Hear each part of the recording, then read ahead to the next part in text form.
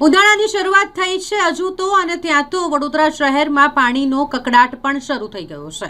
હવે ફરામજીની ચાલમાં પણ ગટર મિશ્રિત પાણીના કારણે લોકો હેરાન થઈ રહ્યા છે।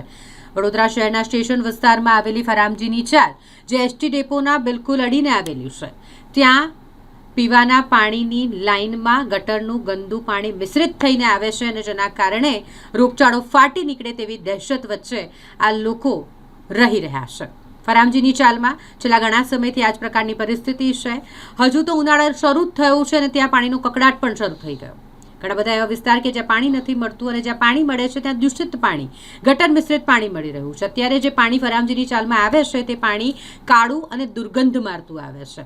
ગટરનું પાણી મિક્સ થઈ જ્યારે પીવાના પાણીની લાઇનમાંથી આવતું હોય ત્યારે બીમારી ફેલાશે, રોગચાળો ફાટી નીકળશે આખા વિસ્તારમાં તેવી દહેશત વચ્ચે આ લોકો જીવી રહ્યા છે, જેને લઈને તેઓ દ્વારા યોગ્ય નિરાકરણ થયા સમસ્યાનું તેવી માંગ કરવામાં આવી રહી છે। વારંવારની રજૂઆત છતાંય જ્યારે નિરાકરણ ન આવતું હોય ત્યારે આ રહીશોએ તંત્ર સામે રોષ ઠાલવ્યો છે। આવનાર સમયમાં જો તાત્કાલિક ધોરણે કામગીરી કરી અને આ સમસ્યાનું નિરાકરણ નહીં લાવવામાં આવે તો ઉગ્ર આંદોલન કરવાની ચીમકી પણ ઉચ્ચારી છે। આ ફરામજી ચાલ છે રેલવે સ્ટેશનની બાજુમાં, ડેપોની બાજુમાં। આ વિસ્તારની અંદર છેલ્લા 4 થી 5 મહિનાથી આ સમસ્યા આવે છે। ભૂતકાળમાં પણ આવી રીતે પાણીની સમસ્યા આવી હતી, અમે મીડિયા આઉટ કર્યું એટલે તંત્ર જાગ્યું। મને તો એક જ વાત કહેવી પડે છે કે જ્યારે લોકોની જીવ સાથે જ્યારે ચેડા થતા હોય, રહીશો તમને ફરિયાદો કરતા હોય છતાંય તંત્ર કેમ જાગતું નહોતું એ મને ખબર પડતી નથી। અત્યારે જે પાણીના શાખાના જે અધિકારી છે વંજારા સાહેબ, મેં અત્યારે એમને કોલ કર્યો હતો, એમને મને કીધું તમે ફોટા મોકલો અને વિડીયો મોકલો। મને એક જ વસ્તુ કહેવી છે કે સામાન્ય વ્યક્તિ જ્યારે જઈને વોર્ડ ઓફિસે જ્યારે ફરિયાદ કરતો હોય તો તમે એની ફરિયાદ કેમ સાંભળતા નથી? તો શું તમે એવું જ ઈચ્છો છો કે ભાઈ કોઈ બી બીમાર પડે એના પછી અમે જાગીએ? એટલે આ વિસ્તારની અંદર અવારનવાર બધી સમસ્યાઓ આવી રહી છે, પણ ખબર નહીં તંત્ર ક્યારે જશે એ વાત અત્યારે જોવાનું રહ્યું। ફરામજીની ચાલ છે આ સ્ટેશન એરિયામાં।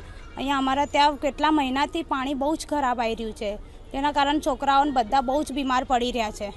કેટલા સમયથી આવે છે આવું પાણી ગંદુ? કમસે કમ 6 મહિના જેવું થઈ ગયું હશે ત્યારથી આ પાણી અમે બહુ વખત કમ્પ્લેન બી કરી છે તો બી અમારા પાણીનો કોઈ નિકાલ આવતો નથી। પાણીમાં મુખ્યત્વે શું દેખાય છે આપણે? એકદમ બ્લેક પાણી આવે છે, કાળું પાણી આવે છે, એનાથી બહુ જ બીમાર પડાય છે અને ગટરની વાસ બી આવે છે પાણીમાંથી। કોને કમ્પ્લેન કરી છે? રજૂઆત કોઈને કરી છે મહાનગરપાલિકામાં? હા કરી છે। શું નામ છે આપનું?